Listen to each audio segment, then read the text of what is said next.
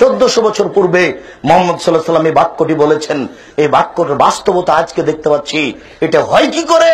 কিছুদিন পরে আরো কত কি হবে সবাই বুঝতে পারছে এটা জেনা। আল্লাহ রাসূলও বলছেন এটা জেনা, কেউ কিছু বলে না।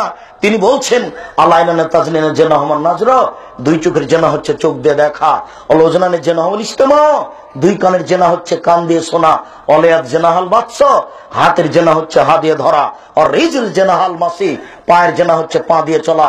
জেনাল কালবতা তামান্না তাস্তাহি, অন্তরের জেনা হচ্ছে পরিকল্পনা করা। জেনাল লিসানুন উতক, জিহ্বার জেনা হচ্ছে কথা বলা। আমি জানি না গাজীপুরের খবর, আমি জানি রংপুর, দিনাজপুর, লালমনিরহাট, নীলফামারী, কুড়িগ্রাম, পঞ্চগড়, ঠাকুরগাঁ এদের আচরণ আমি জানি। চাঁপাই নবাবগঞ্জ, রাজশাহী তো এরকম কিছু আছে, তবে কম।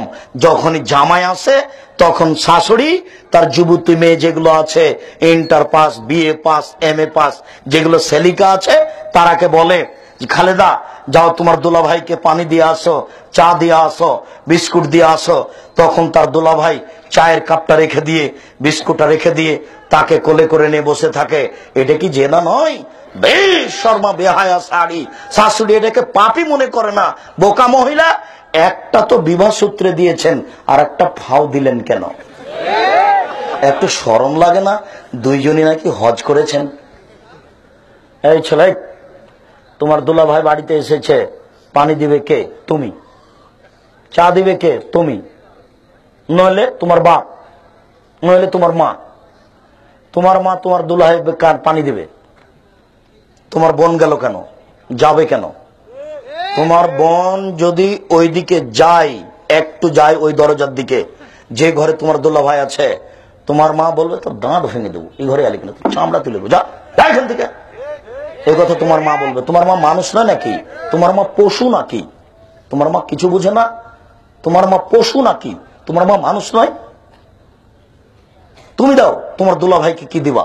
তুমি না থাকলে তোমার বাপ দিবে, তোমার বাপ না থাকলে তোমার মা দিবে। তোমার বোন গেল কেন? কেন যাবে? তোমার বোনকে যদি যেতে হয়, তাহলে তোমার দুলাভাই বের হয়ে অন্য ঘরে যাবে, আর না হলে তোমার বোন এক ঘরে সাজিয়ে রাখবে খাওয়ার। তারপরে বাহির দরজা থেকে বলবে দুলাভাই ওই ঘরে খাদ্য সাজানো আছে, খেয়ে আসেন। ধর্মকে পাগল পেয়েছো তোমরা? দেখো এইভাবে জেনাকে হালাল মনে করো না, ও অবাক হতে হয়। এই ছেলে তোমার আব্বার আমি আচরণ কি দিয়ে বলি। তোমার আব্বা বলছে ওই দূরের দিক দিয়ে জামাই, দূরের জামাই চট করে বাস টার্মিনালে দেখা, তখন চট করে তোমার আব্বা বলছে ও জামাই শোনো, এই যে আমার মেয়ে শালিকা একটু তুমি সাথে করে নিয়ে যাও, ওই ঢাকা বিশ্ববিদ্যালয় ওখানে সামনে নামিয়ে দিও। অবাক।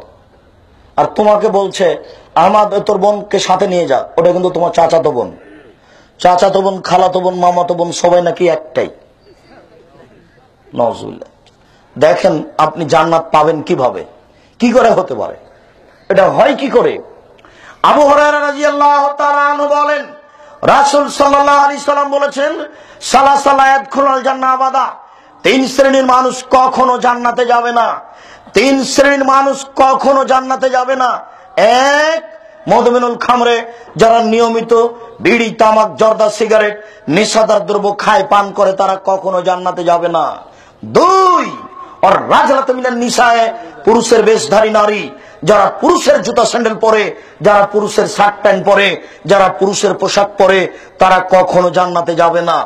শোনো সম্মানিত দিনী ভাই, আপনাকে অনুরোধ করে বলছি, আপনার মেয়ে এখন বসে আছে প্যান্ট পরে, দেখেন নিজের বিচার আর একজনের উপরে চাপিয়ে দিয়েন না, আপনার জান্নাত হবে না।